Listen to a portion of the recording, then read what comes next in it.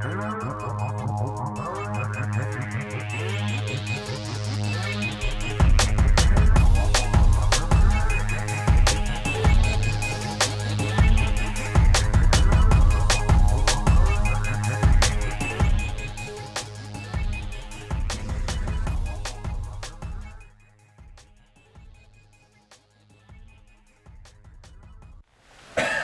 faut ne pas se laisser enfermer dans la gauche si on veut penser le dépassement du capitalisme, affirme Michéa. Ça, c'est son argument central. Qu'est-ce que cela veut dire? Cela veut dire qu'il ne faut pas se laisser enfermer dans la matrice de l'idéologie de gauche. Quelle matrice? L'idéologie du progrès. D'où, d'ailleurs, le titre de ma conférence, « Libérer le peuple de l'idéologie du progrès ». Qui ne veut évidemment pas dire renoncer à des progrès ponctuels, mais refuser le progrès avec un grand P comme idéologie surplombante et fondamentalement mystificatrice. Avant d'entrer dans le vif du sujet du dernier livre de Michéa, Les mystères de la gauche, il faut quand même essayer de comprendre son itinéraire. Pour cela, il est souhaitable d'aborder les thèmes de ses livres précédents. Je ne les ai pas pris tous, ça aurait été un peu trop long, mais j'en ai pris un certain nombre d'essentiels qui préparaient, en quelque sorte, le dernier, qui était dans la même logique intellectuelle, qui finalement, Michéa, c'est quelqu'un qui travaille un peu de manière circulaire, c'est-à-dire qu'il mûrit son problème, il le travaille un peu comme une force centrifuge, et il revient, et il approfondit, il élargit le débat, il le reprend, il fait de la pédagogie. Hein, c'est vraiment, n'oublions pas d'ailleurs que c'est un enseignant, et c'est vrai que l'une des qualités de Michéa, c'est certainement le sens profond et le goût de la pédagogie, le goût d'expliquer. On n'est vraiment pas du tout dans le registre de certains intellectuels abscons qui s'imaginent que, en tant que grands intellectuels, ils doivent rendre leur discours incompréhensible au plus grand nombre. Non, Michéa n'est pas du tout dans ce registre, tout à l'inverse. Alors, prenons quelques-uns des livres précédents de Jean-Claude Michéa pour voir un peu la généalogie de sa propre pensée. Impasse Adam Smith. Dans Impasse Adam Smith, Michéa montre que l'idée d'un homme purement intéressé, l'idéologie de l'homme guidé par l'intérêt, l'idéologie libérale, est fausse. Aucune société n'a réellement fonctionné là-dessus, sur la seule recherche de l'intérêt. Sans une certaine dose d'altruisme, aucune société n'aurait pu tenir. L'intérêt existe, bien entendu, comme motivation, mais il n'a jamais été exclusif d'autres motivations. Dans l'empire du moindre mal, Michéa explique que la société libérale veut en fait évacuer toute référence à une société bonne, toute idée du bien commun. Au mieux, le concept de justice remplace l'idée du bien commun, mais c'est déjà pas forcément tout à fait la même chose. Encore, ce concept de justice passe-t-il par la médiation du droit? Or, celui-ci est une construction sociale susceptible d'être manipulée, un petit peu comme les élections sont une des formes possibles de la démocratie, bien entendu, mais peuvent être manipulées, nous le voyons régulièrement. Exemple de la manipulation du droit, il existe des lois liberticides. Dans un ouvrage ultérieur, La double pensée, ouvrage très important, Jean-Claude Michéa explique que les intellectuels croient en fait en deux pensées qui s'annulent. Alors quand il dit les intellectuels, il veut dire en gros les intellectuels de gauche, les intellectuels dominants. Pour exister comme gens de gauche, les intellectuels de gauche expliquent qu'ils luttent contre les survivances d'une société traditionnelle, patriarcale, machiste, hiérarchisée, où les valeurs de transmission surplomberaient la société et écraseraient cette société. C'est un petit peu une critique à la Bourdieu. Il faudrait donc, pour être de gauche, renverser cet élitisme de la société. Or, en fait, c'est un contresens total que cette analyse. C'est tout le contraire qui se passe. En d'autres termes, la logique du libéralisme est globale. Et ça, c'est précisément ce que d'ailleurs Jean-Marie Saint-Georges rappelait quand il disait les extraits de presse de tout à l'heure de Zemmour et de Laurent Bouvet. Le libéralisme économique a besoin de consommateurs et non pas de citoyens.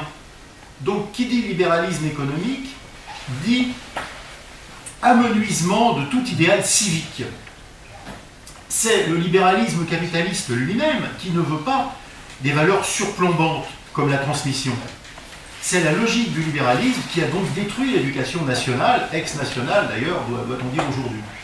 C'est le libéralisme qui a besoin de consommateurs interchangeables, ayant oublié jusqu'à la notion de peuple, sans racines, ou ayant oublié leurs racines, ne respectant pas la langue française, mais parlant un anglais approximatif.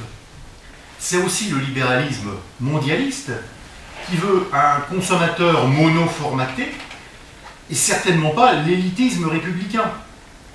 C'est le libéralisme encore qui se satisfait comme modèle d'intégration sociale. Par exemple, les exemples que l'on nous cite le plus souvent ces derniers temps, par exemple, c'est des exemples de fils d'immigrés qui deviennent non pas, comme dans les années 50 ou 60, agrégés de grammaire ou agrégés de lettres, mais traders, c'est-à-dire collaborateurs du système capitaliste financier qui s'oppose fondamentalement aux intérêts des producteurs, aux intérêts de l'économie productive, de l'économie saine. Donc, en d'autres termes, les exemples de réussite qu'on nous cite actuellement, c'est pas du tout Aimé Césaire, etc., ou Léopold Sangor, agrégé de lettres, si je ne me trompe, mais ce sont des gens qui viennent des financiers, c'est-à-dire des parasites, des collaborateurs du système parasitaire et des parasites de plus, c'est-à-dire en fait des nuisibles. Donc, c'est tout à fait caractéristique des valeurs du libéralisme. Tel était le thème de la double pensée de Michéa, donc montrer qu'on ne peut, même timidement, critiquer le libéralisme économique, la mondialisation, la marchandisation, la destruction des services publics, tout en défendant par ailleurs tout ce qui égalise par le bas.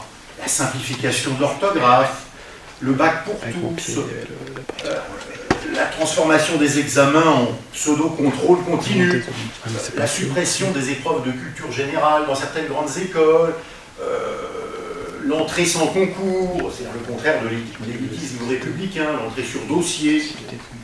En d'autres termes, si la gauche est pour le libéralisme sociétal et culturel, dont le principe est que tout égale tout, que le professeur a autant à apprendre des élèves, les apprenants, que les élèves du professeur, eh bien alors, ce libéralisme culturel et sociétal, ce libéralisme libertaire, pourrait-on dire, le LILI, fait le jeu du libéralisme économique mondial et de l'hypercapitalisme, quoi qu'en disent les tenants de cette gauche.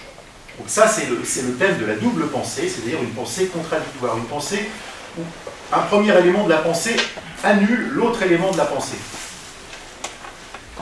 Le livre suivant, qui prépare les mystères de la gauche, c'était Le complexe d'Orphée, qui est paru il n'y a pas très longtemps, il y a à peu près un an. C'est un livre 2 ou 3 fois plus épais que Les mystères de la gauche, un livre qu'il faut lire absolument, parce que c'est vrai que si vous lisez Les mystères de la gauche sans avoir lu le complexe d'Orphée, il y a quand même une partie de la logique de Michéa qui vous échappera sans doute, et je pense que c'est un petit peu dommage. Alors, le complexe d'Orphée, donc c'est l'avant-dernier livre de Michéa. Il est sous-titré, le sous-titre est important, La gauche, les gens ordinaires et la religion du progrès. Le thème du complexe d'Orphée, c'est que la gauche valorise toujours le futur, cela sans le moindre esprit critique.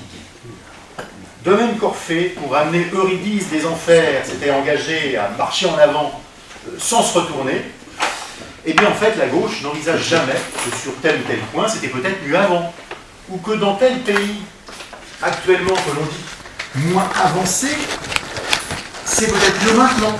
Je parlais récemment avec un Tunisien qui me disait, vous savez, chez nous, les chaudières à gaz, ça dure quasiment 2 générations, parce qu'on répare pièce par pièce, on récupère toutes les pièces, mais on ne les change jamais entièrement. En fait, c'est tout simplement, c'est quoi ça? C'est tout simplement ce qu'on appelle le principe de l'économie durable. Ce qui veut dire que, en Afrique, c'est pareil, hein, pour les voitures, bon, elles sont sans arrêt réparées.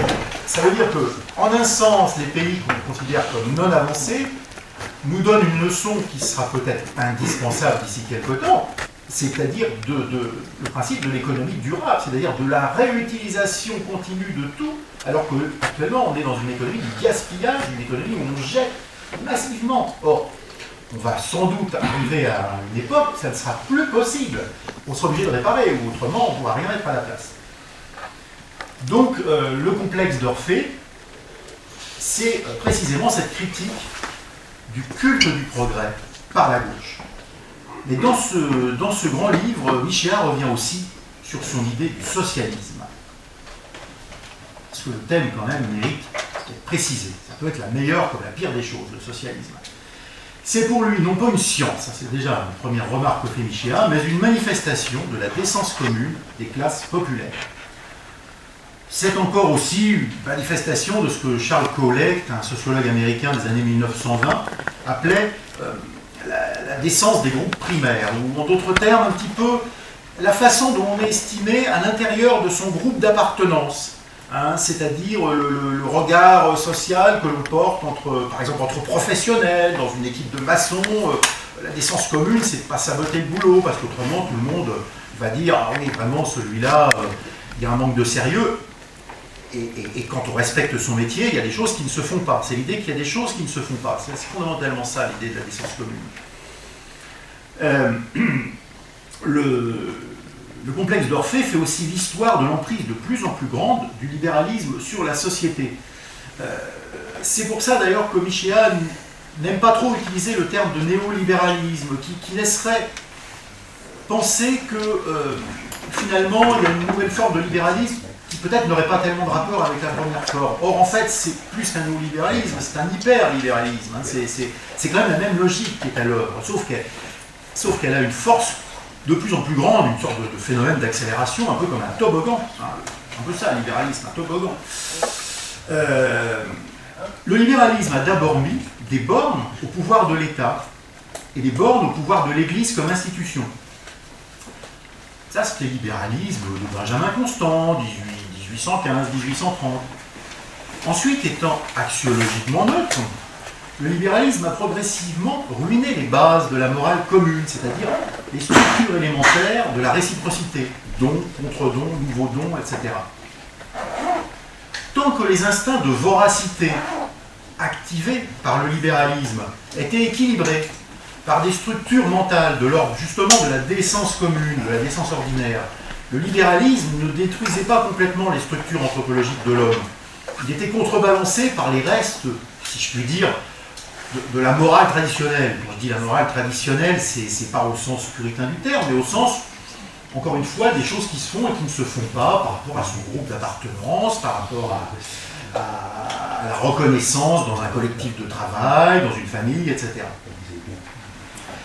Mais le libéralisme a fini par détruire les bases même de cette morale commune, morale populaire, tout simplement. Je dis populaire au sens large, du peuple de France. Et c'est le stade actuel auquel nous sommes arrivés, c'est l'assomption du libéralisme. Alors, à ce stade, il ne reste plus comme régulateurs sociaux que le droit et le marché. Cela ne signifie pas d'ailleurs que l'État est complètement disparu. Le libéralisme, ce n'est pas l'anarcho-libéralisme de certains ultra-libéraux, ce sont pas les libéraux américains, certains ultra-libéraux américains se réclament quasiment de l'anarchisme. Non, ce qui a triomphé, c'est quelque chose de beaucoup plus subtil et de beaucoup plus dangereux, en un sens. L'État, on le voit bien, il est de plus en plus impuissant par rapport aux enjeux de sécurité, de contrôle des frontières, d'indépendance nationale ou d'indépendance européenne. Bon, de toute façon, comme il n'y a pour l'instant pas vraiment d'Europe, il n'y a pas d'indépendance européenne, l'État est de plus en plus impuissant, on le voit très bien, en termes de politique économique, politique budgétaire, politique monétaire. Il n'y a plus de politique monétaire puisque tout est décidé au niveau de l'Europe et en fait pas par des institutions réellement politiques, mais par la Banque Centrale Européenne ou par les grandes banques. Bon. Mais en même temps, l'État est extrêmement présent comme appareil idéologique et comme garant du marché. Pourquoi? Parce que le marché n'est pas finalement une structure naturelle. Le marché a besoin de l'État, il a toujours eu besoin de l'État pour se constituer. Le marché, c'est en fait une construction. Karl Polanyi a bien montré cet aspect. Donc le marché a besoin de toute la puissance de l'État pour s'imposer. Par exemple, actuellement, on nous apprend que les déclarations d'impôts peuvent être validées par les smartphones. Bon, mais tout ça participe d'une logique globale, finalement, où l'État met toute sa puissance au service, finalement, de logiques financières privées. Ce qui nous amène à l'un des derniers points qu'aborde Michéa dans le complexe d'Orphée, c'est le bilan des relations entre la gauche et le socialisme. Alors ça, c'est un aspect important qui n'aborde pas vraiment dans son dernier livre, d'où l'intérêt de lire aussi le complexe d'Orphée. Et j'y fais un petit peu allusion dans les textes contre la modernité, puisqu'il y a un chapitre sur Jean-Claude Michéa. Donc, le terme socialisme, on sait en général qu'il est né avec Pierre Leroux, socialiste de tendance chrétienne d'ailleurs, en 1834, sous Louis-Philippe. En fait, c'est un terme qui était tout à fait indépendant de la notion de gauche. Pierre Leroux, d'ailleurs, avait beaucoup hésité à prendre ce terme parce qu'il ne se sentait pas du tout collectiviste et il était un peu inquiet sur le fait que prendre le mot socialisme risquait de le faire assimiler à quelqu'un qui veut vraiment que tout se décide au sein du groupe. Mais il explique qu'il a choisi finalement ce terme socialiste parce que, fondamentalement, il considérait que l'exploitation des travailleurs, des gens qui n'ont que leur travail pour vivre, venait du libéralisme, que la matrice du libéralisme, c'était quand même bel et bien l'individualisme excessif, et que pour montrer qu'il n'était pas dans cet état d'esprit et qu'il proposait une autre logique, il fallait bien trouver un mot, et il s'est dit, bon, je vais prendre le terme socialisme, voilà. Mais ce n'était pas du tout un collectiviste. La gauche, au XIXe siècle, c'était en fait les libéraux, ensuite ça a été les républicains libéraux, puis les radicaux socialistes à partir de 1880, etc. En fait, à ce moment-là, les gens qui se disaient socialistes, les Marx, les Proudhon, les Auguste Blanqui, ne se disaient pas du tout de gauche. Ils ne se référaient pas à la gauche, pas non plus à la droite d'ailleurs, mais pour eux, ce n'était pas leur catégorie. À l'époque de la Commune de Paris, 1871, il faut bien savoir que la répression a été faite par Thiers, qui était fondamentalement à l'époque un homme de gauche. C'était vraiment il était aussi à gauche que Jean-Marc Ayrault aujourd'hui, Thiers. Et donc la répression sanglante, ça vient de la gauche de la Commune. Ce n'est en fait qu'à partir de l'affaire Dreyfus que la gauche et le socialisme ont conclu une alliance qui aurait pu être transitoire, mais qui s'est avérée finalement durable. Alors, cette alliance est faite sur la base consistant à lutter contre l'injustice qui était faite vis-à-vis du capitaine Dreyfus. Jaurès lui-même, au début, n'était pas du tout dreyfusard. Finalement, une partie de la gauche s'est ralliée à cette espèce de compromis historique. Jaurès, donc, en l'occurrence, initie ce mouvement de ralliement du socialisme à la République, au même moment d'ailleurs que le ralliement de l'Église catholique, à l'époque de Léon XIII, à la République. Le socialisme, pour Jaurès, selon une formule très connue, hein, il disait « c'est la République poussée jusqu'au bout ». Mais cette formule, finalement, est porteuse de la dérive du socialisme. Quelle que soit l'envergure intellectuelle incontestable, d'ailleurs de Jaurès, il est bien évident que si on retient ce personnage actuellement comme quasiment le seul socialiste important de la France, c'est pas seulement pour ses qualités intellectuelles, c'est aussi parce qu'il a préparé l'époque actuelle. Et c'est justement là-dessus qu'on ne peut pas le suivre, à mon avis, puisque le socialisme deviendra en fait tout autre chose que la République poussée jusqu'au bout, mais tout simplement ça deviendra le libéralisme poussé jusqu'au bout. Et ça, on l'a très bien vu dans la France à partir des années 82-83, à partir du tournant libéral. En d'autres termes, le socialisme a été complètement mangé par la gauche. Or, la gauche, fondamentalement, dès son origine, elle est liée à l'idée libérale. Donc, à partir du moment où le socialisme, au-delà d'une alliance tactique à l'époque de Dreyfus, s'est allié structurellement à la gauche, et bien finalement il est devenu libéral. Dès l'origine, la gauche, c'est du libéralisme appliqué à la société, notamment avec la loi Le Chapelier de juin 1791, la suppression des corporations. Ça, c'est bel et bien, à l'époque, c'était bel et bien la gauche de l'époque qui a voulu supprimer tous les corps intermédiaires pour provoquer un état d'égalité. En fait, sauf que l'égalité entre le fort et le faible, eh bien, c'est précisément la suppression des protections. Hein. Donc, et ça, c'est pourtant une idée de gauche. Donc, le socialisme a été complètement phagocyté à partir de l'affaire Dreyfus par la gauche libérale qui est devenue entre-temps, depuis 15-20 ans, libérale libertaire, depuis les années 80. On l'a vu, bon, alors sur le plan économique, le régime qui a le plus privatisé, ça a été Jospin, encore plus en 97, encore plus privatisé que Balladur. Qui est-ce qui flexibilise l'emploi plus que Sarkozy n'a voulu le faire? C'est François Hollande. Qui est-ce qui casse les services publics? Bon, ce sont tous les gouvernements, quelle que soit leur couleur politique, depuis les 20 ou 30 dernières années. Et qui est-ce qui met en place des avancées sociétales que quasiment personne ne demande, sauf une minorité de la minorité? Par exemple, une minorité d'homosexuels demandait le mariage pour tous. Eh bien, c'est la gauche. Pourquoi la gauche fait ça? Alors, on peut avoir une première réponse, entre guillemets, tactique, parce que c'est un dérivatif dans lequel, d'ailleurs, une certaine droite comme l'UMP est très contente de s'engager, parce que ça réactive artificiellement le clivage droite-gauche. Ça permet aussi bien au camp de Hollande qu'au camp de Copé et autres de dire « Ah, bah voyez que nous ne sommes pas d'accord bon. ». En fait, c'est vraiment un pur jeu de rôle, puisqu'on sait très bien que Sarkozy, à plusieurs reprises, s'était prononcé pour le mariage pour tous. De même qu'il s'est prononcé simultanément, un coup pour l'arrêt de l'immigration, un coup pour sa reprise, etc. Bon.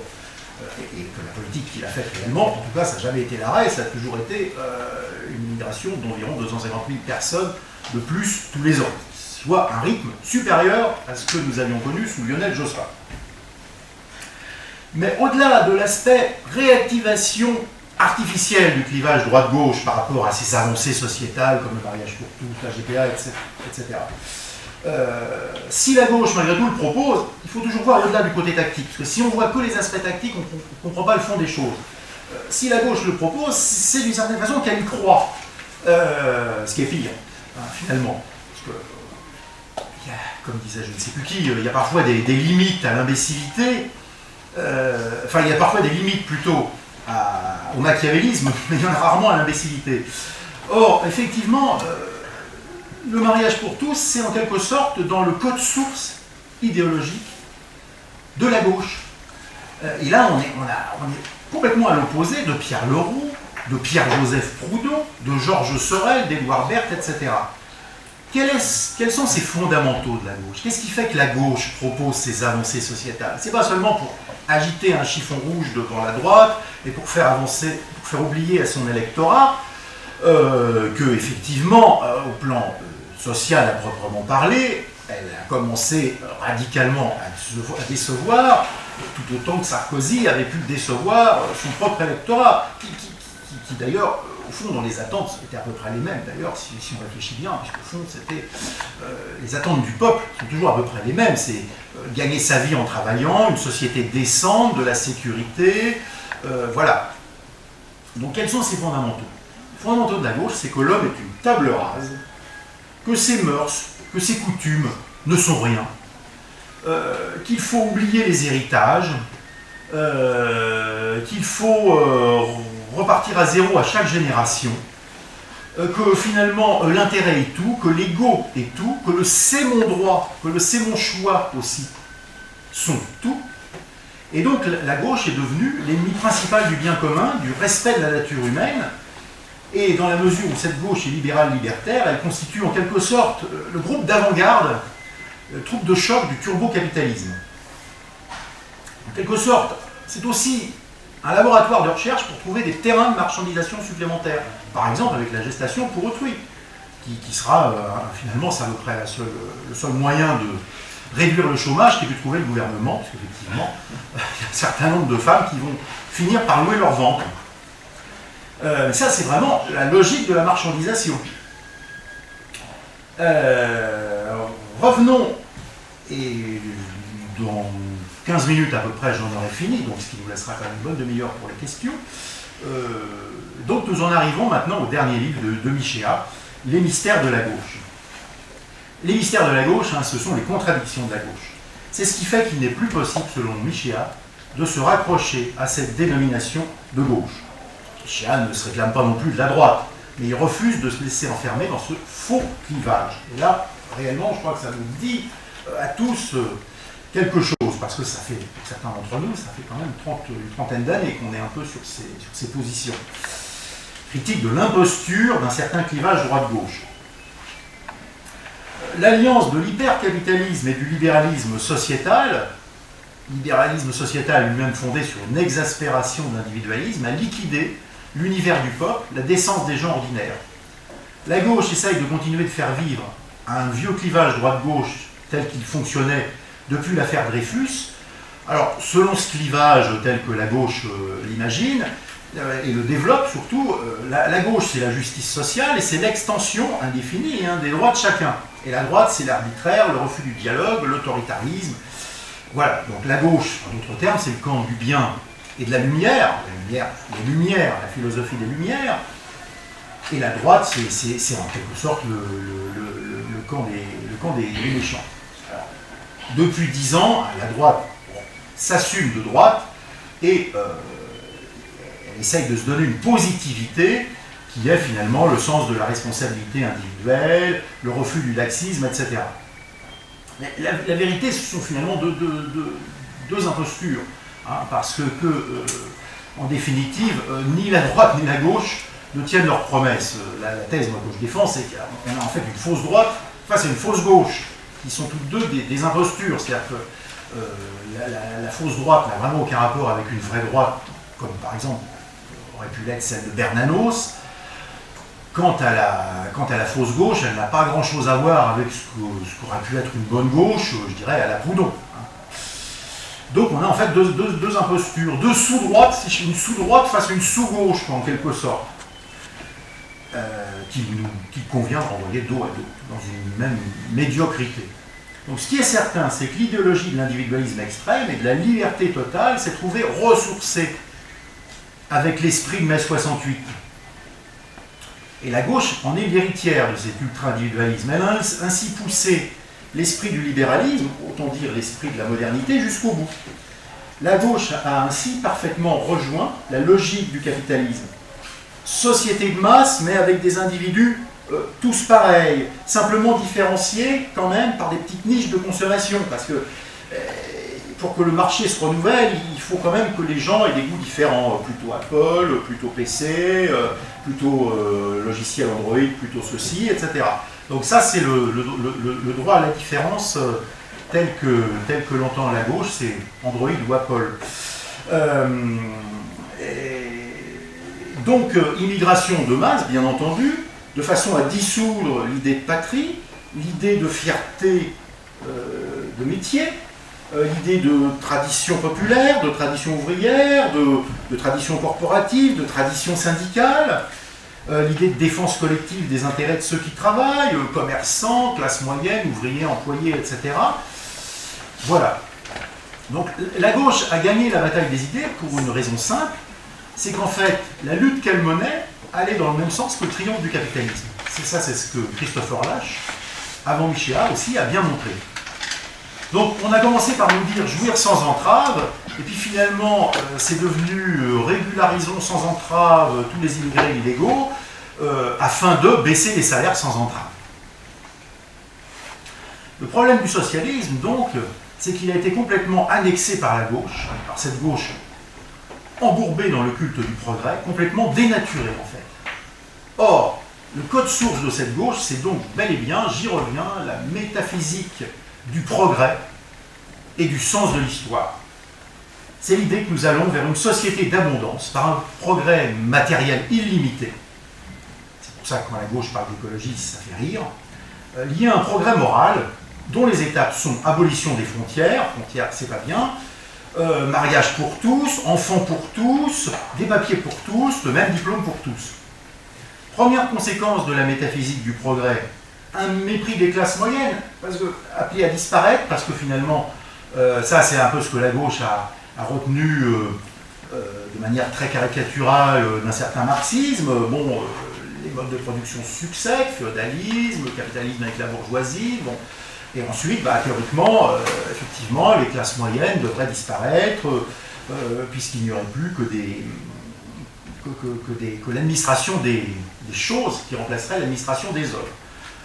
Donc, les petits commerçants est appelé à disparaître, etc. Deuxième conséquence, la fascination devant l'accumulation des marchandises, même inutiles. Ça, c'est quand même un peu dans le logiciel de la pensée progressiste, c'est que si le PIB augmente, c'est quand même bien. Même si une catastrophe fait augmenter le PIB. Hein, parce que, par exemple, il n'y a rien de tel qui fait augmenter le PIB qu'un accident dans une centrale nucléaire. Et comme il faut dépenser beaucoup pour essayer de pallier les conséquences de l'accident, ça fait énormément augmenter le PIB. Pourtant, tout le monde conviendra qu'il vaut mieux qu'il n'y ait pas d'accident. Mais pour le PIB, c'est bien. Ça oblige en urgence à débloquer des fonds, à mobiliser des dizaines de travailleurs qui vont essayer de construire une chape pour empêcher les radiations, etc. C'est fort pour le PIB, c'est formidable.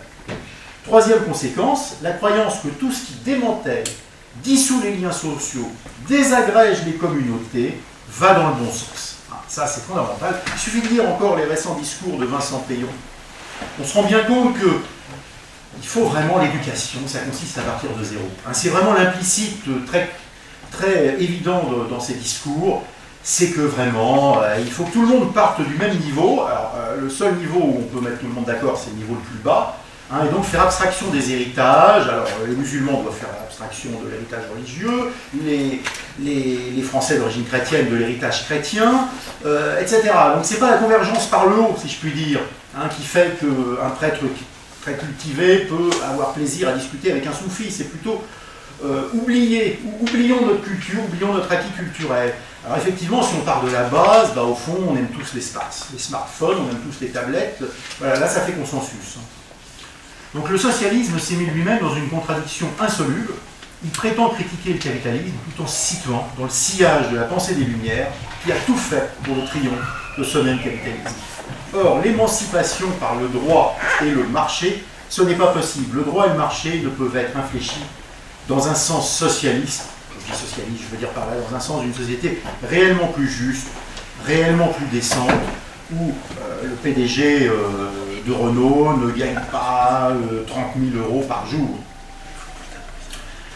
Le droit qui arbitre entre des individus isolés ne peut corriger le marché qu'à la marge. Quand il n'aide pas le marché, ce qui est le cas le plus fréquent. Le droit libéral repose en effet sur l'atomisation sociale. C'est pourquoi, conclut Michéa, il n'y a pas un peuple de droite et un peuple de gauche, mais un peuple tout court, qui a à la fois des réflexes économiques de gauche, plus de justice, des écarts de revenus moins scandaleux.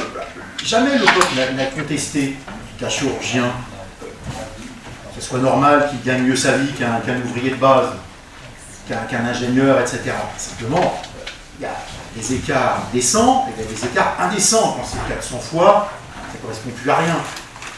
A fortiori quand c'est pas un chirurgien, mais quand c'est un spéculateur. Et le peuple a aussi des réflexes sociétaux, entre guillemets, de droite. Si on considère que c'est de droite, de vouloir que la responsabilité individuelle garde un sens, qu'il y ait moins de démagogie, que les délinquants soient punis sans être libérés 2 heures après avoir été interpellés, etc. Enfin, bon, ça, si on veut dire que c'est de droite, le peuple est de droite, mais le peuple est aussi de gauche. Le peuple est en fait de droite et de gauche. De la meilleure droite, si je puis dire, et de la meilleure gauche. Et malheureusement, pas de chance, parce qu'en face de lui, il a une classe politique qui est la pire droite et la pire gauche. Le socialiste, tel que l'entend Michéa, c'est donc l'objectif, au-delà des droites et des gauches, d'une politique et d'une économie au service du peuple et des valeurs de la décence commune. Merci.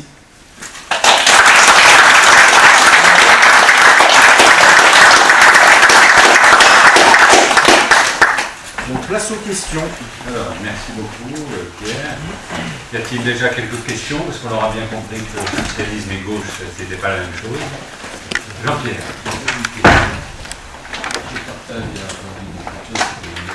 Comment on appelle le micro? Je partage beaucoup de choses que vous avez dit, mais il y a un point qui mérite quand même d'être un peu explicité. Vous avez dit que le marché n'est pas naturel. le marché, c'est quelque chose de naturel.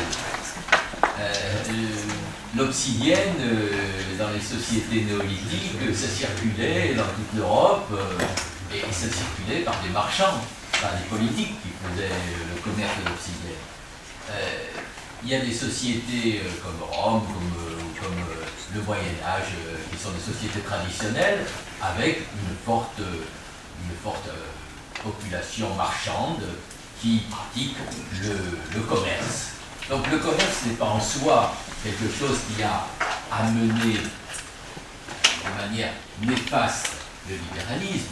On peut se poser d'ailleurs la question de savoir où commence la dérive du commerce vers le capitalisme bancaire. Ça, c'est un autre problème, c'est-à-dire la spéculation, le commerce de l'argent et non pas le commerce de la marchandise.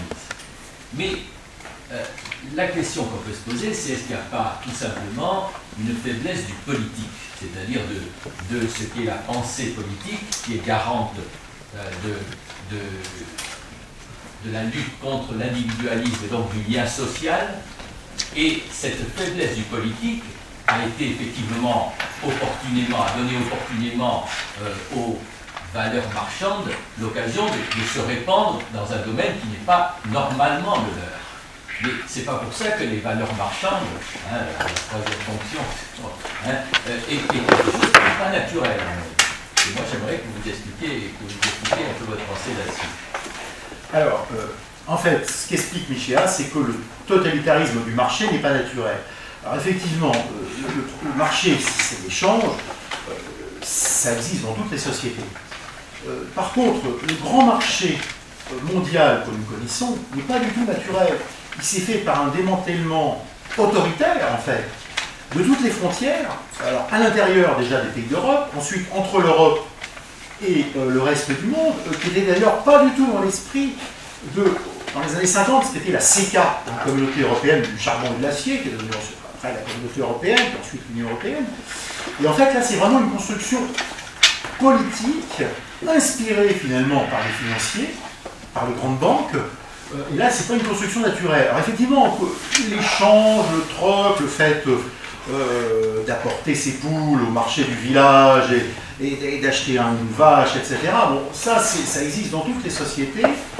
Et la fixation d'un prix en fonction d'une certaine rareté, effectivement, si la récolte a été mauvaise, et bien, effectivement, le prix est plus élevé parce qu'il y a un peu plus de rareté. Ça, personne ne conteste que ça correspond, en quelque sorte, à une sorte de logique naturelle, une loi naturelle. Mais la loi Le Chapelier, par exemple, c'est absolument pas naturel. La politique de Turgot, qui a préparé d'ailleurs la loi Le Chapelier, n'est pas naturelle. Tout ça, c'est une vision doctrinaire. Et donc... Turgot est un étatiste. Ah oui. C'est pas forcément ce que dit Claude-Joseph Ginoux dans son bouquin sur Turgot, vous savez, qui est paru en 1945. Mais enfin, bon, en plus, étatiste sous Louis XVI, honnêtement, c'est un terme un peu ambigu, parce que quand on dit étatiste actuellement, bon, je sais pas, on pense à quelqu'un qui va souhaiter, par exemple, beaucoup de nationalisation, étatiste sous l'Ancien Régime, c'est vraiment pas dire la même chose. Bon, mais disons que pour en revenir au marché, personne ne conteste que, Michéa en tout cas ne conteste pas, que dans toute société il y a des marchands qui jouent un rôle d'intermédiation. Et d'ailleurs ça passe généralement par la monnaie. On ne reste pas l'existence de la monnaie. Mais ensuite il y a quand même une opposition fondamentale, c'est entre l'économie et la crématistique. L'économie c'est le soin de la maison, la crématistique c'est l'accumulation de l'argent pour l'argent. Or, le grand marché mondial, la suppression des barrières douanières, aboutit à précisément l'accumulation de l'argent pour l'argent. Or, ça c'est ce que critique Michéa. Donc effectivement, c'est pas une critique de l'existence à sa place du marché. En d'autres termes, il doit y avoir une économie avec marché, mais pas une économie où tout passe le marché, passe par la loi du marché, et a fortiori du marché mondial, ce qui aboutit à ce moment-là à une société de marché. Une société où finalement, tout est marchandise. Voilà, tout est marchandise, puisque la logique de l'économie a imprégné toute la société. Voilà. Donc, par exemple, un concept, c'est un vaste débat, mais un concept comme le chèque éducation, donc, je comprends bien la motivation par rapport à la crise actuelle du secteur public de l'éducation, me paraît malgré tout fondamentalement entaché du risque d'une marchandisation de quelque chose qui devrait y échapper. Ceci étant, il ne suffit pas de laisser mourir à petit feu l'éducation nationale, comme le font actuellement les gouvernements, pour échapper à la marchandisation, puisqu'en la laissant mourir à petit feu, effectivement, tous les gens qui le peuvent mettent leurs enfants dans le secteur privé. Hein, donc là, il y a une hypocrisie de maintien officiel d'un secteur public, mais en le laissant se dégrader à un tel point que, effectivement, ça aboutit à la même chose que si on le cassait brutalement, sauf qu'il y a moins de manifestants dans les rues. D'autres questions? N'hésitez pas, hein, si vous n'êtes pas d'accord avec ce que j'ai dit, ou si vous avez lu Michéa et que vous n'aimez pas Michéa, ou si vous n'aimez pas faire le vigan, le but c'est d'essayer d'éclaircir les questions. Et bon, pourriez-vous nous parler peut-être de votre point de vue? Quelle est l'influence de George Orwell sur Michéa? Alors, elle est vraiment considérable. Elle est absolument considérable et Bernard Borriello, ici présent, me l'a rappelé encore il n'y a pas longtemps. Vraiment, ce qui est intéressant, c'est que Orwell fait, à partir en plus d'une expérience forte, puisqu'il a été engagé du côté du POUM, Parti ouvrier d'unification marxiste, dans la guerre d'Espagne, du côté antifranquiste, du côté rouge, entre guillemets, républicain et rouge. Bon. Et en même temps, il en fait un constat extrêmement critique, à la fois, bon, il y a une camaraderie qu'il a partagée, et, on est fier, mais il y a quand même un constat très critique par rapport aux manipulations politiques. Mais fondamentalement, l'idée d'Orwell, c'est la décence des gens ordinaires. Alors il y a d'ailleurs un peu une inflexion chez Orwell, parce que par moments, il y a un peu un exclusivisme de classe. C'est-à-dire qu'Orwell semble dire vraiment la décence commune, c'est réellement les valeurs de la classe ouvrière. Ce qui est un peu exclusif, parce qu'on peut se dire, bon, il y a des employés, il y a des instituteurs qui ne sont sans doute pas a priori dans la classe ouvrière, à moins d'en avoir une conception extrêmement large, qui ont leur conception de la décence, qui est d'ailleurs peut-être pas exactement la même en fonction de leur pratique, on est certainement tout aussi honorable, respectable. Et alors ensuite, il évolue, Orwell, et il explique, bon, en fait, en gros, c'est la décence du peuple. Disons des gens qui gagnent leur vie, si j'ose dire, honnêtement, c'est-à-dire par leur travail, qu'il soit manuel ou intellectuel. Par contre, ce qui est frappant chez Orwell, et c'est un point commun avec Michéa, on peut peut-être dire que c'est une faiblesse, mais à chacun son niveau d'intervention, c'est qu'effectivement, chez Orwell comme chez Michéa, il n'y a pas tellement de définition de la méthode pour aller à ce qu'il appelle le socialisme.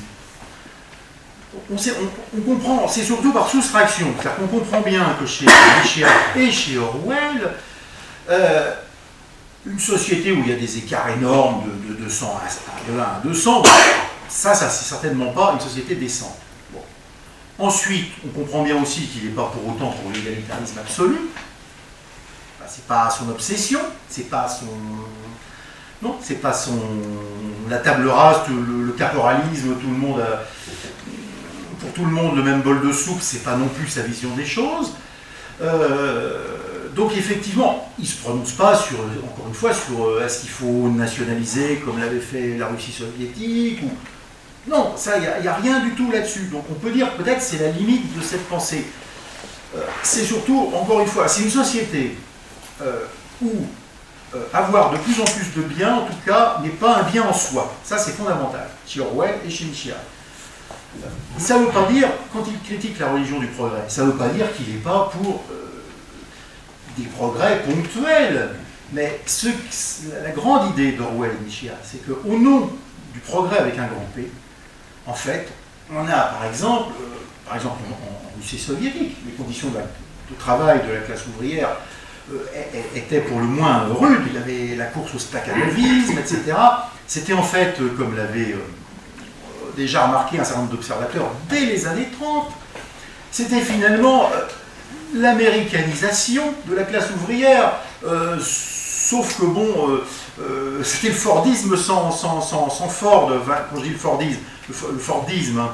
Dans les années 30, aux États-Unis, c'était l'idée que les ouvriers devaient travailler beaucoup, mais en même temps gagner suffisamment au bout d'un certain temps pour peut-être s'acheter une petite voiture, la moins chère des Ford. Vous voyez? Bon, en Russie, c'était la même chose, sauf qu'ils n'avaient jamais les moyens de s'acheter une petite voiture. Hein, voilà, mais c'était quand même la course au productivisme. Or ça, Orwell et Michéa sont tout à fait hostiles à ça. Ils ne contestent pas qu'il y a des domaines où il faut sans doute se fixer des objectifs, mais ils contestent au nom du progrès linéaire, le socialisme, puis ensuite le communisme, etc.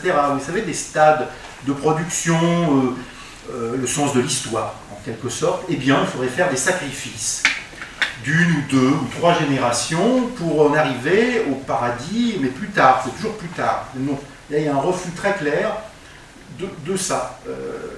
Donc, d'ailleurs, c'est assez curieux parce que ça rejoint un peu ce que disait Keynes, qui était pourtant un économiste, et dont un des propos récurrents que tenait Keynes, John Maynard Keynes, c'était de dire que l'économie n'était pas et ne devait pas être un but en soi, que le but de la vie c'était la culture, et qu'une économie qui marche bien, le principal intérêt c'est que ça laisse aux gens le temps de s'occuper d'autre chose que de travailler pour vivre, de leur permettre de se cultiver, d'avoir des liens sociaux, etc. Voilà ce que disait Keynes. Donc, oui, c'était un économiste qui avait un recul critique sur l'économie. Et bon, ça c'est quand même assez rare. Eh bien, c'est à peu près le point de vue de George Orwell et de Michéa.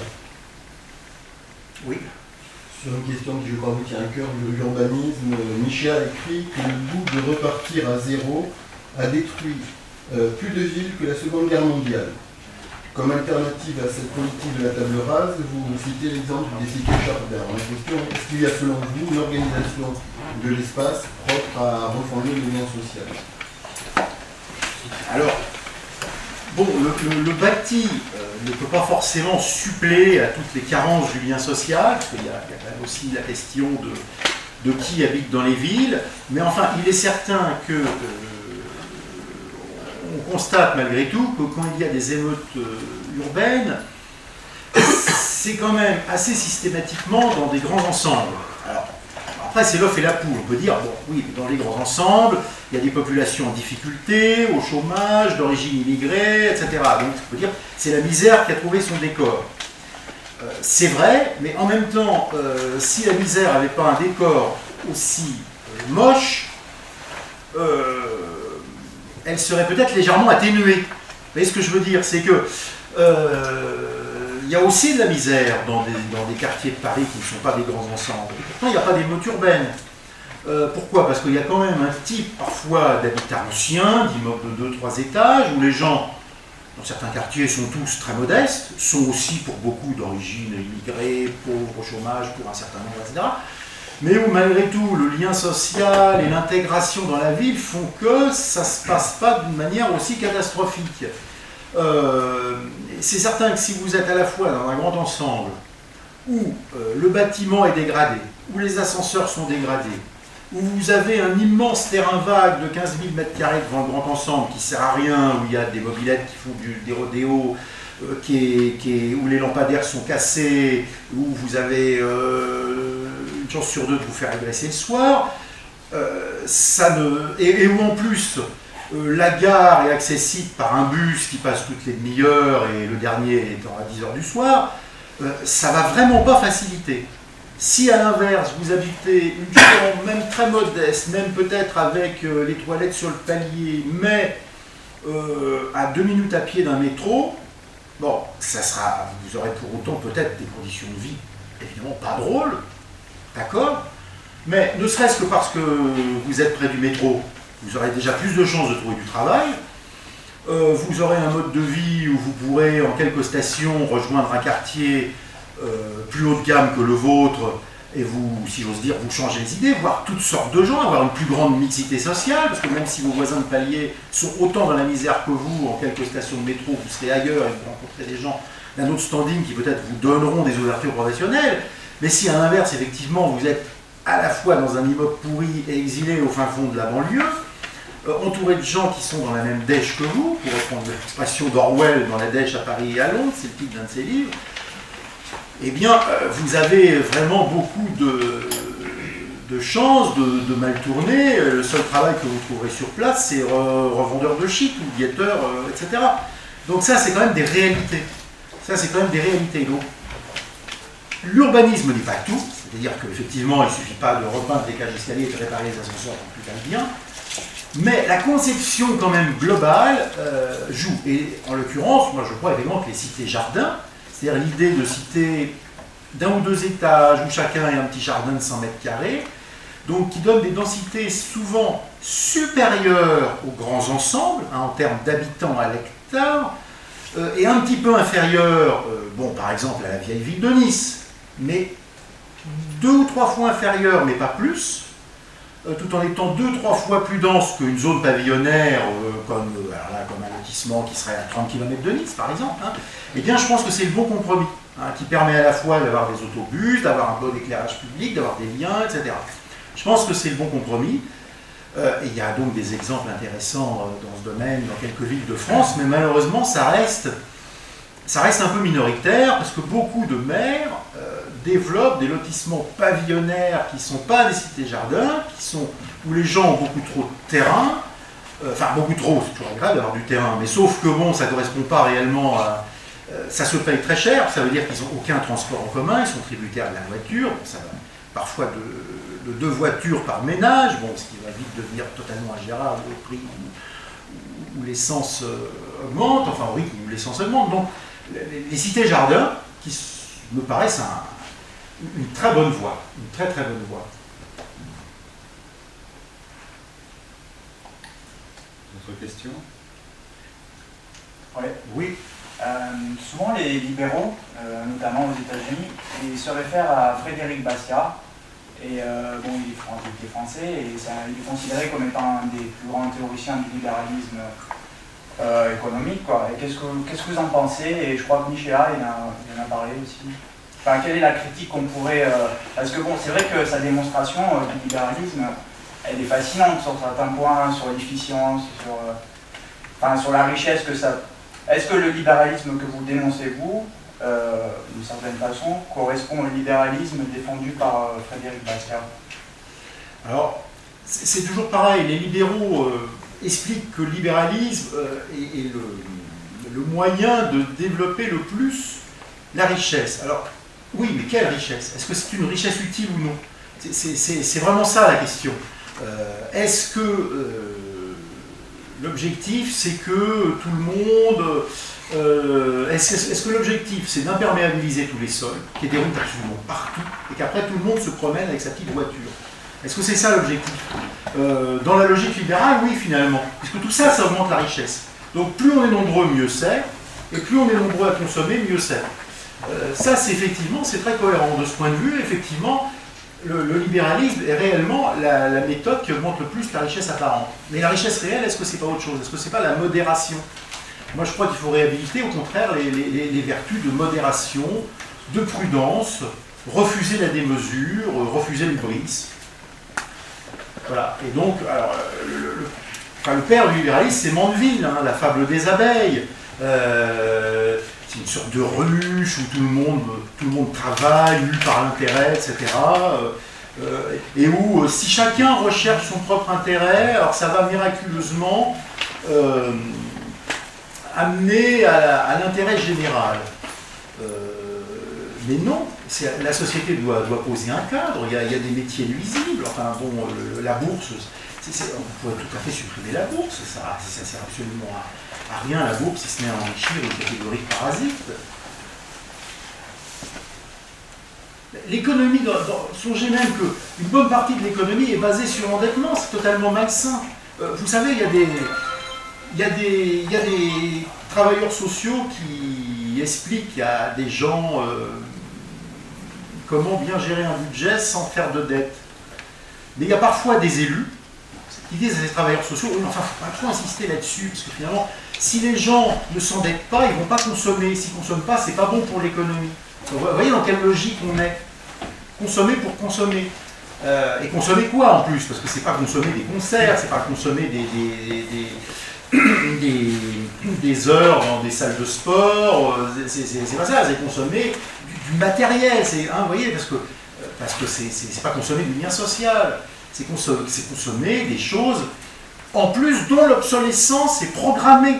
Hein, c'est consommer des choses dont l'obsolescence est programmée, c'est consommer un ordinateur dont tout est fait pour que dans 2 ans vous soyez obligé de le changer. C'est ça qui intéresse à la fois la classe politique et la classe économique. Parce que non pas que la classe politique soit forcément corrompue, puisqu'elle a complètement intégré la logique de l'économie marchande et la logique de la marchandisation de tout. Dans la conférence, moi je n'ai pas entendu, je ne crois pas avoir entendu le mot de décroissance. Et c'est pourtant une idée qui est en ce moment d'actualité. Est-ce que ça peut être sous-entendu, sous-jacent, et est-ce qu'il y a des pays qui, comment dirais-je, se rapprochent des idées de Michéa ou qui veulent les mettre en application? Alors, oui Philippe, alors Michéa, effectivement, cite une fois ou deux la décroissance, il cite, je crois, Serge Latouche. Alors effectivement, Michéa ne prétend pas être un spécialiste de l'économie, mais il rejoint le thème de l'objection de croissance. De même qu'il critique le progrès, quand on lui dit croissance, il dit oui, attention, croissance de quoi? S'il s'agit de faire croître les transports en commun, que les gens prennent moins leur voiture, etc., faire croître le temps consacré à des activités enrichissantes, de sociabilité, très bien, mais enfin, s'il s'agit de consommer pour consommer des choses de mauvaise qualité, c'est pas forcément la question, le problème n'est pas bien posé. Ça c'est un premier aspect. Le deuxième que... Il y a des pays qui oui, s'inspirent ou qui tendent vers... Alors, on pourrait... Ce qu'on pourrait...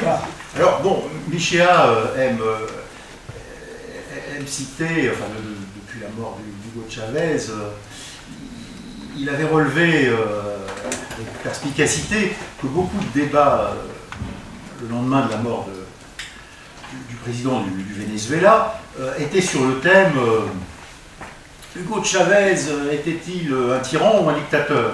C'est-à-dire qu'en d'autres termes, finalement, la plupart des journalistes étaient radicalement hostiles au socialisme bolivarien d'Hugo Chavez. Bon, ça ne veut pas dire que pour autant que Michéa se réfère à Chavez. Bon, ce qui est sûr, c'est que peut-être ce qui serait le plus, disons, le plus un peu dans l'esprit de la licence ordinaire, serait peut-être un peu le président Evo Morales, avec son idée un peu de dignité du peuple. Mais enfin, Michéa n'a pas de modèle. Hein. Je pense qu'en plus, il s'inscrit quand même dans une tradition fondamentalement française. Et donc, à partir de là, je pense qu'il aimerait... Enfin, je pense que si on lui trouvait un ancêtre, ce serait sans doute Proudhon. Je pense que ce serait sans doute Proudhon avant tout. Je pense que c'est un peu cette idée de... Alors, peut-être aussi les populistes russes. Les populistes russes, les socialistes révolutionnaires russes, pas tout à fait la même chose, mais enfin, c'est-à-dire tous ces gens-là qui n'étaient pas léninistes, qui étaient marxistes à leur façon, mais qui étaient avant tout socialistes, et qui voulaient en gros restaurer l'idée qu'on trouve aussi chez Castoriadis, d'autonomie. Des gens qui travaillent, de maîtrise, d'autogestion, de maîtrise des conditions de production par ceux-là même qui la font. Hein, c'est-à-dire que, en fait, Michéa, c'est avant tout, bon, bien sûr qu'il critique l'exploitation, bien entendu, mais il critique aussi, surtout fondamentalement, l'aliénation. C'est-à-dire le sentiment que les gens, au lieu de pouvoir bien faire leur travail, sont quelque part dépossédés du fruit de leur travail, apprennent un jour que leur entreprise va fermer, alors, ils ne comprennent pas, ont l'impression de faire un bon produit fini, mais parce que la filiale a été rachetée par un groupe hollandais, qui l'a revendue 3 mois après à un groupe taïwanais, et tout ça, c'est fondamentalement l'aliénation plus que l'exploitation, c'est-à-dire que les gens ont le sentiment que leur savoir-faire, finalement, est devenu un critère presque accessoire dans l'avenir de l'entreprise. Et ça, c'est quelque chose que les gens ne supportent pas, puisque autant une mise en cause par rapport à la qualité du produit, les gens sont généralement prêts à entendre, oui, bon, il faut qu'on s'améliore. Mais quand il y a des choses comme ça qui relèvent fondamentalement de la logique du capital, et que les gens ont le sentiment que leur savoir-faire, finalement, compte pour 5% dans l'avenir de l'entreprise, c'est quelque chose qui est très très mal vécu, parce qu'effectivement, c'est une dépossession, c'est l'aliénation. Vous aviez une question. C'est-à-dire, par rapport à ce que vous disiez avant, c'est-à-dire qu'en effet la bourse n'est peut-être pas spécialement utile, mais une fois que la machine est lancée, c'est pas spécialement possible de l'arrêter. C'est-à-dire que les prêts que permettent la bourse, le boursicotage, etc., permettent de créer des entreprises, permettent de créer des emplois. Et une fois que la machine est lancée, si elle explose en route, tous les emplois et tout ce qui s'en découlera explosera avec. Alors là, c'est une vaste question, moi j'ai pas forcément la réponse, c'est la question de la transition. C'est la question de la transition. Alors, je crois que c'est Trotsky qui avait écrit le programme de la transition. Par défi, moi j'aurais tendance à défendre l'idée d'un réformisme révolutionnaire. C'est-à-dire qu'effectivement, je ne crois pas à la table rase, je ne pense pas que les solutions adoptées, par exemple, par la Russie stalinienne, consistant en gros à déporter toutes les couches moyennes parce qu'elles sont censées soit constituer un mauvais exemple pour la classe ouvrière, en leur montrant que peut-être il y a une voie d'ascension sociale autre que celle que définit le Parti communiste. Ça, je ne pense pas du tout que ça soit la bonne solution. Donc, je ne suis pas pour la table rase. De même que je ne suis pas pour la table rase en matière d'éducation, je pense qu'il faut partir des acquis de l'environnement des gens. Je pense qu'une société ne doit pas être détruite de fond en comble. Simplement, une transition, c'est aller vers une reconversion. Il y a effectivement actuellement une reconversion vers une économie durable qui doit être faite. Il y a une définanciarisation qui doit être faite. Il y a une économie d'endettement avec laquelle il faut rompre. Voilà. Alors, comment faut-il faire? Bon, là, moi, j'ai pas d'idée, j'ai pas de programme, si j'ose dire. Je serait assez pour renvoyer aux réflexions que l'on trouve chez ce qu'on appelle les économistes atterrés, avec des gens comme Frédéric Lordon. Mais bon, ça sera un petit peu difficile, un peu compliqué là d'entrer dans le débat, mais enfin, il y a, à mon avis, des transitions possibles. Il y a plein de gens dans le métier utile, il y a une petite minorité dans le métier inutile, il y a des reconversions à faire. Voilà. Il y a une base de la confiance aussi à restaurer, ça c'est clair. Voilà, je pense aussi qu'il y a une profonde réforme de la démocratie à faire. Très profonde. Enfin, pour faire court, moi je pense qu'une réforme radicale pourrait être un Sénat désigné par tirage au sort, on dit bien par tirage au sort, dans toutes les couches donc, de la population, et ensuite effectivement des députés, bon, avec une dose de proportionnel, mais aussi avec l'introduction d'un mandat, en quelque sorte, lié. C'est-à-dire un mandat qui ne permet pas de faire n'importe quoi, donc des comptes rendus de mandat et des possibilités par référendum de résilier le mandat, par exemple, de l'élu, qui s'avère, s'il s'avère, par exemple, faire quelque chose pour lequel il n'a pas été élu, qui n'était pas dans ses promesses électorales, ou à l'inverse, à ne pas faire ce qu'il avait promis, à ne pas voter pour ce qu'il avait promis de voter.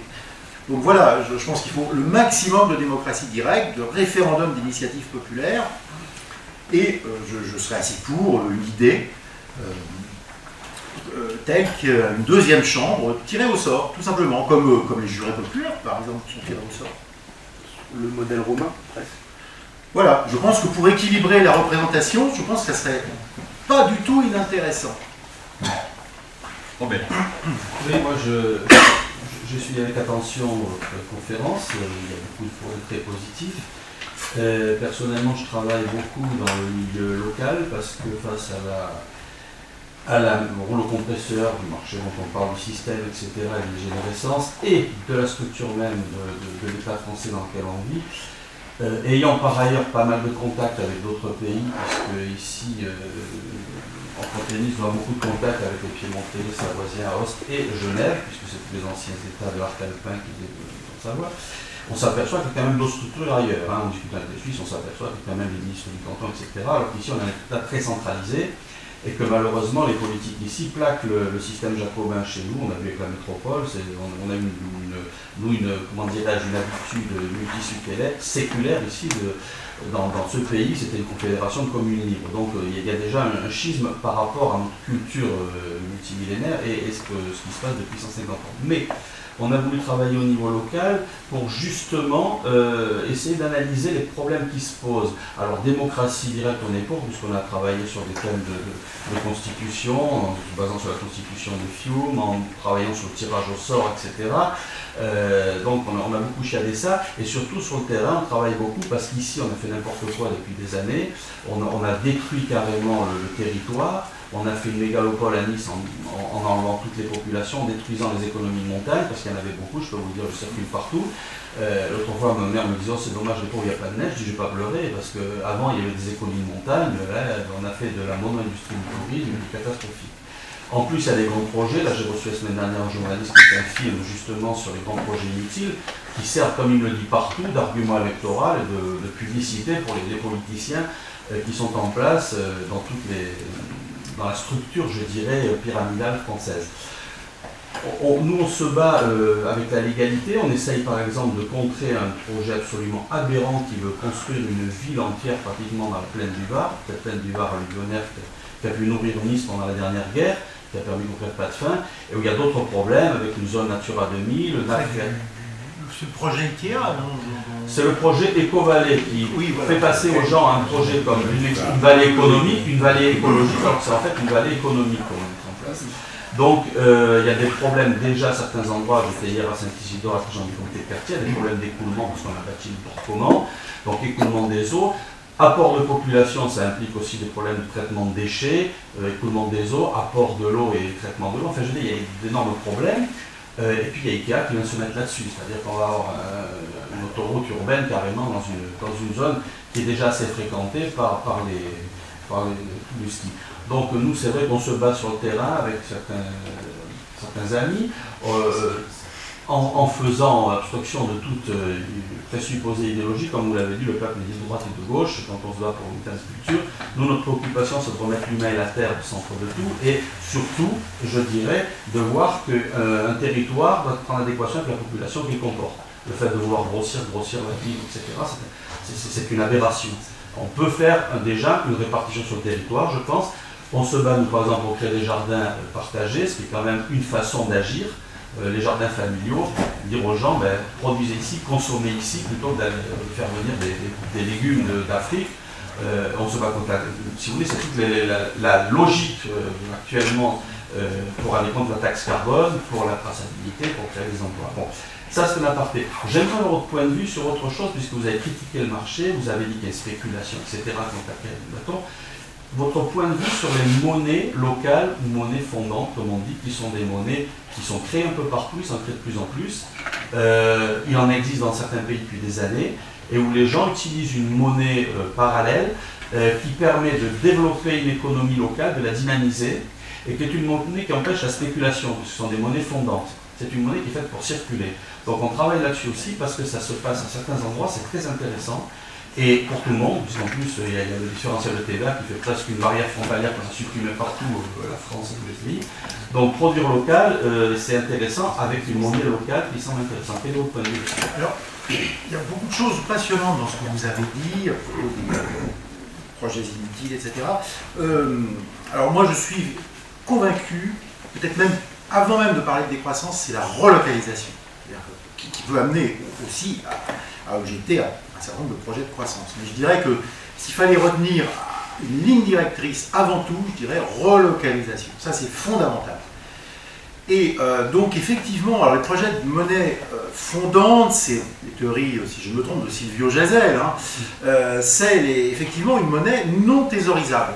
une monnaie qui sert à échanger, parce qu'effectivement, si je vous vends un livre, moi je vais acheter une bouteille d'eau, il faut bien un intermédiaire qui est la monnaie. Je ne vais pas me pointer directement dans le magasin en disant je vous laisse mon bouquin, je peux avoir combien de bouteilles d'eau à la place. On est bien d'accord, je résume, parce qu'en fait c'est ça à la base la monnaie, c'est tout simplement ça.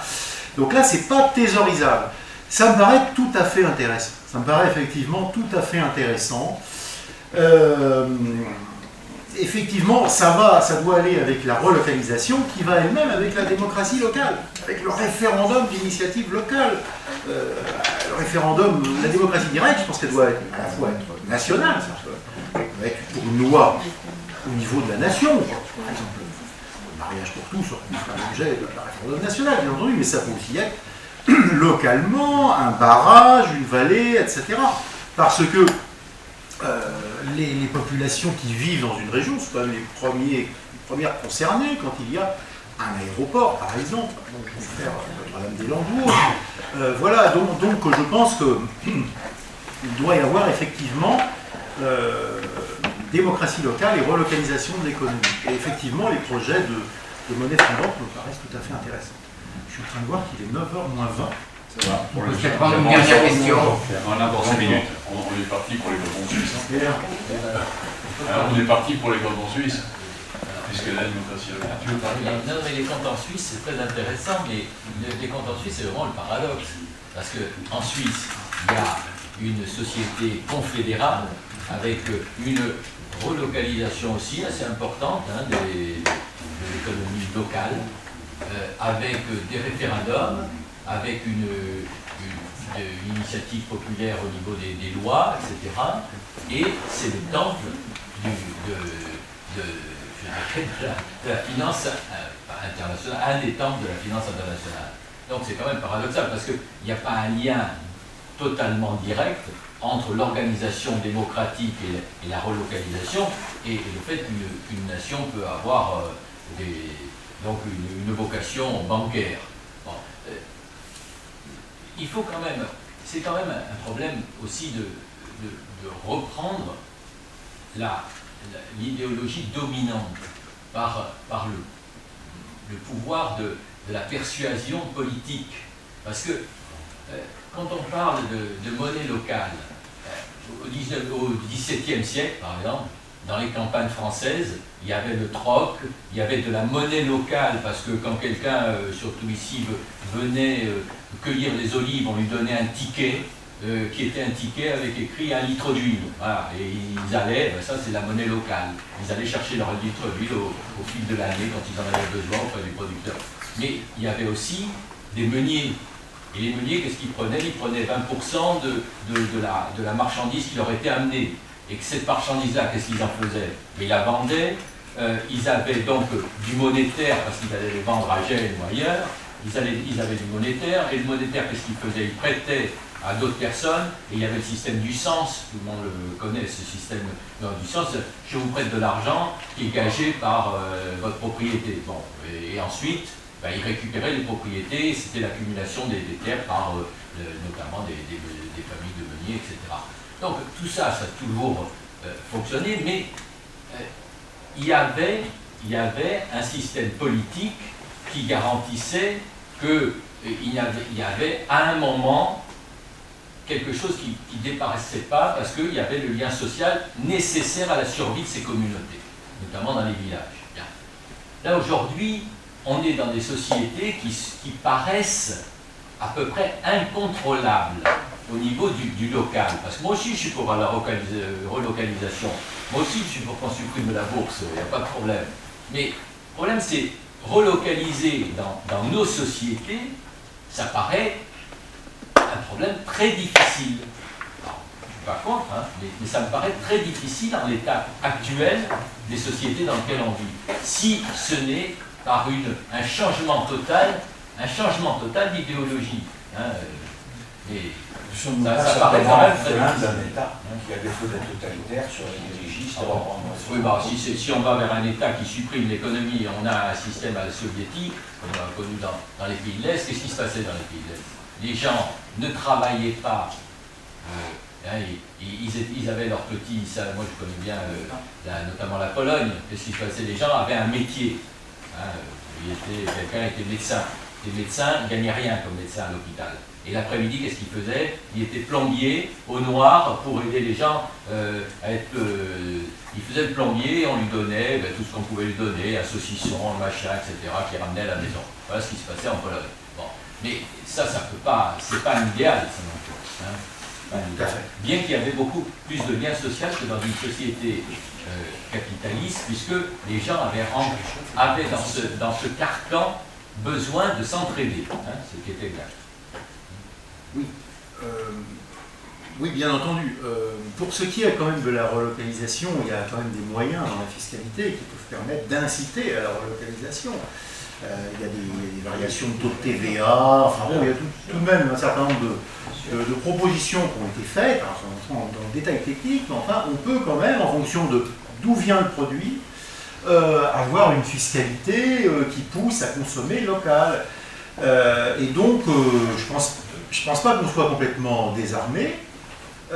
Simplement, il n'y a pas la volonté actuellement. Enfin, c'est tout à fait clair, quoi. Vraiment, voilà. Et ceci étant, il est possible que, avec l'accroissement du coût du transport, ça devienne à un moment donné quasiment une obligation. On n'aura peut-être pas le choix. Et puis, il y a plein de choses qui peuvent se passer. Il peut y avoir des guerres qui font que il y a un certain nombre de choses qui viennent d'Asie et qui ne pourront plus venir d'Asie. Enfin, voilà, il peut y avoir un certain nombre de bouleversements qui font que la relocalisation se fera peut-être plus vite que nous ne le pensons, de manière contrainte et forcée, ce qui évidemment sera certainement moins facile que si on la programme nous-mêmes progressivement. Oui. Dans la recension qu'Alain Benoît fait du dernier livre de Michel, dans le dernier numéro d'Éléments, il n'en appelle pas, mais en tout cas il évoque la possibilité de la naissance d'un bloc historique ordonné autour de la notion de décence commune. Alors je voudrais savoir si d'après vous c'est une clause de style parce que pour conclure son article, ou bien si on peut envisager des conditions historiques telles que des changements, on a vu un certain printemps français, nous orienter vers une refondation politique sur des bases qui seraient celles de la décence commune. C'est l'idée, alors c'est une notion un petit peu inspirée de Gramsci, hein, c'est l'idée effectivement d'une sorte de front des couches populaires, voilà, mais il faut que les choses soient claires, c'est-à-dire qu'il y a actuellement par exemple des paysans qui se trouvent relativement bien dans l'agriculture productiviste. Donc effectivement, on ne peut pas s'appuyer globalement sur toutes les couches sociales de manière indifférenciée. Il y a un certain nombre de préalables à indiquer. Il y a aussi des gens qui ont intérêt professionnellement à la production du produit qui devront pourtant sans doute être abandonnés progressivement pour produire autre chose. Donc c'est vrai que non, moi je pense qu'il faut, dans toutes les couches sociales, essayer de convaincre qu'il y a autre chose à faire que la croissance pour la croissance, qui est quand même le culte dans lequel communient tous les politiques. Ça c'est quand même extraordinaire. De Villepin, Sarkozy, Hollande, tous disent on veut plus de croissance. Alors que, d'une part, on a eu quand même une énorme croissance depuis les années 80.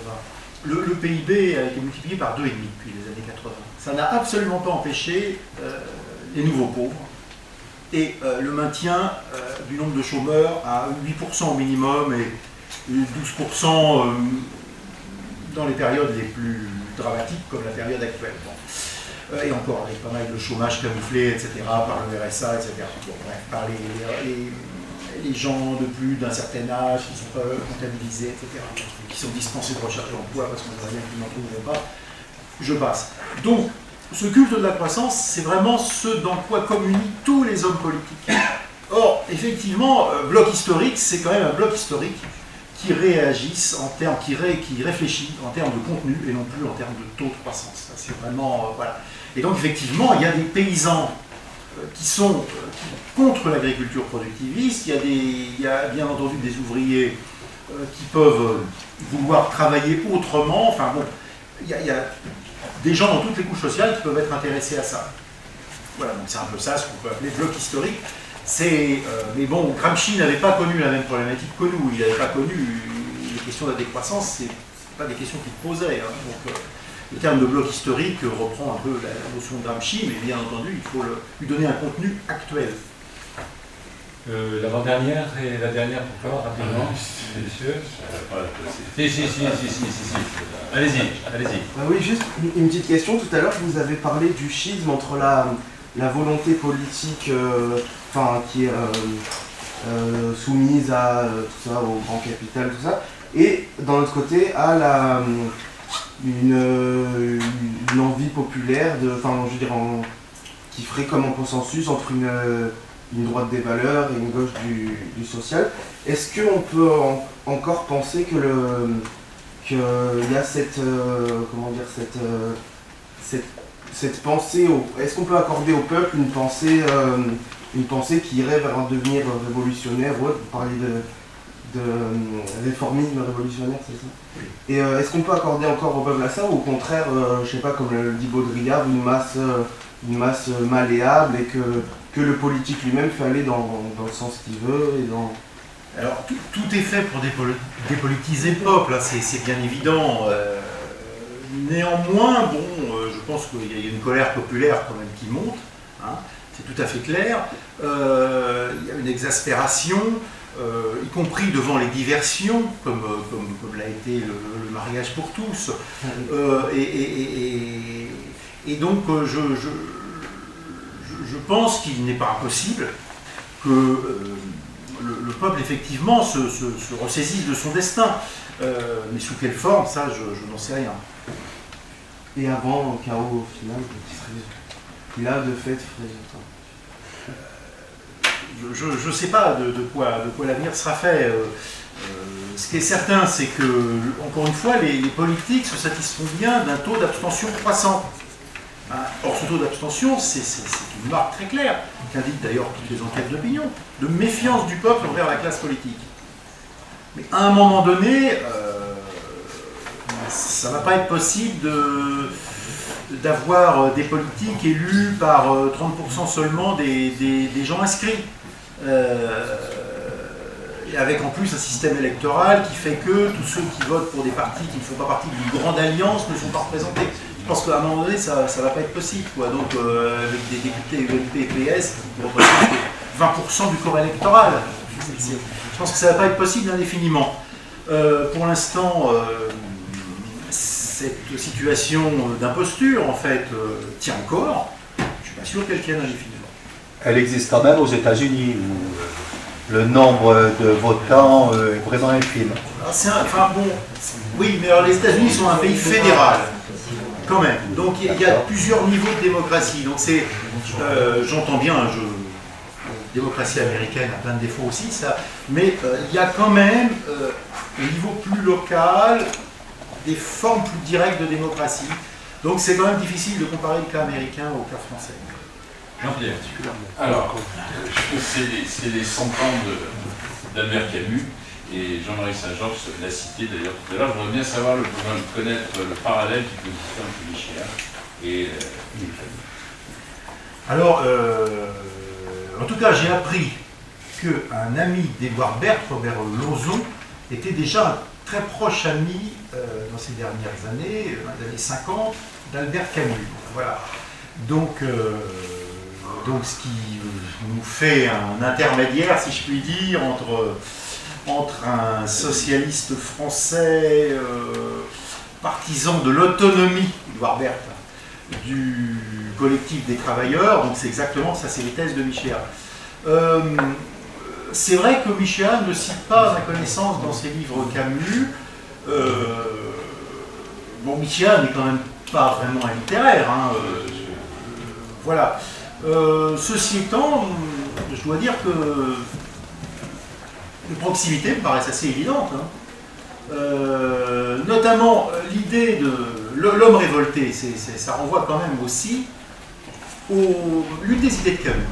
C'est une certaine méfiance envers l'idée de révolution, à laquelle il préfère l'idée de révolte, qui est plus spontanée, plus existentielle. C'est-à-dire, en d'autres termes, l'idée de révolution avec un grand R l'idée de on va régler tout ça après la Révolution, ça c'est pas une idée camusienne. C'est en ce sens que je rapproche Camus de ce que j'appelle les réformes révolutionnaires, des réformes profondes, mais qui sont quelque chose qui refuse la table rase. Ça, c'est quand même, Camus refusait la table rase, en tout domaine. Le fait, par exemple, de dire « je préfère ma mère à la justice », ça veut dire « je ne réfléchis pas à une justice sans contexte ». Il y a des conditions historiques pour décider des choses. Et dans ces conditions historiques, il y a ma communauté, il y a mes filiations. Je ne suis pas pour l'abstraction d'une idée de justice désincarnée qui tomberait comme un coup près. Donc ça, c'est à la Michéa. Michéa, c'est pareil, il n'est pas pour un socialisme qui tombe d'en haut. Marx a dit ça, Lénine en a fait un programme, hop, on applique le programme de Lénine. Et tant pis si ça coupe le peuple en deux, tant pis si ça fait des dizaines de millions de morts. Non, Michéa, non, il part de la décence commune, il part d'une exigence responsable de transformation raisonnable et progressive des choses par les gens du peuple, sans tout casser. Hein. Et ça, c'est quand même aussi assez camusien, semble-t-il. Donc je pense qu'on peut faire un parallèle. Bon, ça sera à Michéa de le faire, hein, s'il souhaite le faire. Personnellement, je vois quand même des proximités profondes. Encore une fois, l'idée de réforme révolutionnaire, opposée, non pas forcément à l'idée de révolution en soi, mais à l'idée de la révolution avec un grand R. Hein. Si ces réformes révolutionnaires aboutissent finalement à une révolution, pourquoi pas, mais ça peut être une révolution pacifique aussi. En tout cas, ce n'est pas une révolution basée sur l'application d'un dogme, comme la révolution de 93, où on a voulu appliquer sauvagement un dogme, par exemple, de la constitution civile du clergé, quitte à mettre à feu et à sang le pays vendéen. Ça, je pense que Michéa n'est pas dans ce registre. Ce registre, finalement, à la fois robespierriste, léniniste, stalinien et trotskiste, et qui est quand même le registre dont est héritière une certaine extrême gauche. C'est pour ça que Michéa n'est pas d'extrême gauche. Il est à la fois, si vous voulez, plus à gauche que Hollande et que Michéa, que Hollande et que Jean-Marc Ayrault et que bien d'autres, bien entendu, plus à gauche que Strauss-Kahn, c'est bien entendu, mais c'est pas du tout un homme d'extrême gauche, au sens un forcené qui considère qu'il suffit de prendre aux riches pour créer une société décente. C'est pas ça ce que dit Michéa, c'est beaucoup plus intéressant que ça. Il faut faire ensemble un travail de transformation et de tissage de liens qui renvoie à ce que disait monsieur d'ailleurs, par exemple, relocalisation, monnaie fondante, système d'échanges locaux. Ça, c'est la démarche de Michéa, c'est pas une démarche où on fait descendre sur terre, si je puis dire, une doctrine. Parce que ça, c'est une démarche fondamentalement surplombante et c'est ce que refuse Michéa. C'est quand même un populiste au bon sens du terme, c'est-à-dire que au sens du populisme russe, on part des aspirations du peuple. Et on ne berne pas le peuple, parce que les léninistes, vous vous rappelez qu'ils avaient dit la terre aux paysans, l'usine aux ouvriers. En fait, c'était non, la terre à l'organisme d'État qui fait travailler les paysans, et l'usine à l'organisme d'État qui fait travailler les ouvriers. Donc non, les populistes, on a ça dans le discours, mais on a ça dans la réalité à l'arrivée. Michéa, il est beaucoup plus proche des populistes qu'il n'est pas du tout léniniste, pas du tout collectiviste au sens, par exemple, où la Russie soviétique était collectiviste, pas du tout. Mais par contre, effectivement, il est certainement partisan d'un salaire maximum. Certainement. Merci à Pierre Vigan. Pour le coup, là, le bouquin de Michéa, c'était Les mystères de la gauche. Grâce à Pierre, nous avons eu maintenant un éclairage, on s'en doutait un petit peu. On aura bien noté que le socialisme et gauche, c'était des choses bien différentes. Pierre a donc sur cette table apporté des livres pour la dédicace, c'est ce qu'il souhaite, hein, et à la fois donc écrire contre la modernité et puis la banlieue contre la ville. Donc n'hésitez pas. La prochaine fois que nous reviendrons vers vous dans le cadre des débats que j'évoquais à la présentation, donc on a des sujets qui sont en réflexion, qui peuvent être par exemple le populisme ou le totalitarisme ou d'autres sujets. On reviendra vers vous avec plaisir sous des formes peut-être plus réduites, alors d'où le mail dont je faisais état tout à l'heure. Je rappelle que ce soir, pour ceux qui veulent venir, nous avons donc le restaurant qui est au Cours Saléya et qui s'appelle la Favola. Juste à l'angle. C'est juste à Cours Saléya avec une facilité de parking tant à la préfecture que au Cours Saléya. Merci, merci beaucoup, merci à vous d'être venus.